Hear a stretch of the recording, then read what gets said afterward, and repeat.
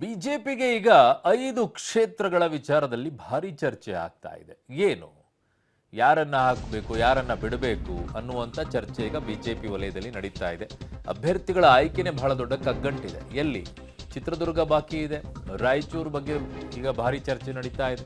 ಚಿತ್ರದುರ್ಗದಲ್ಲಿ ಸ್ಪರ್ಧೆಗೆ ನಾರಾಯಣಸ್ವಾಮಿ ಒಪ್ಪಿಗೆಯನ್ನ ಕೊಟ್ಟಿದ್ದಾರೆ. ಆದರೆ ನಾರಾಯಣಸ್ವಾಮಿ ಸ್ಪರ್ಧೆಗೆ ಸ್ಥಳೀಯ ನಾಯಕರುಗಳು ಈಗ ವಿರೋಧವನ್ನ ಮಾಡ್ತಾ ಇದ್ದಾರೆ. ಹಾಗಾಗಿ ಆಯ್ಕೆ ಬಾಕಿಯನ್ನ ಹೈಕಮಾಂಡ್ ಉಳಿಸಿಕೊಂಡಿದೆ.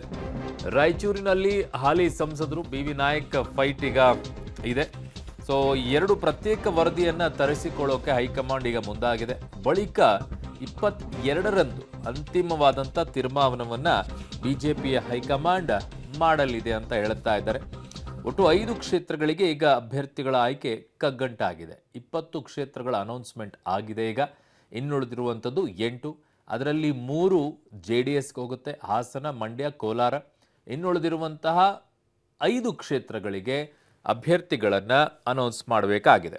ಒಂದು ಚಿತ್ರದುರ್ಗ, ಇನ್ನೊಂದು ರಾಯಚೂರು, ಬೆಳಗಾವಿನೂ ಹಾಗೆ ಉಳಿಸ್ಕೊಂಡಿದ್ದಾರೆ, ಉತ್ತರ ಕನ್ನಡವನ್ನು ಕೂಡ ಹಾಗೆ ಉಳಿಸ್ಕೊಂಡಿದ್ದಾರೆ. ಸೊ ಇವೆಲ್ಲವೂ ಕೂಡ ಈಗ ಬಾಕಿ ಇದೆ.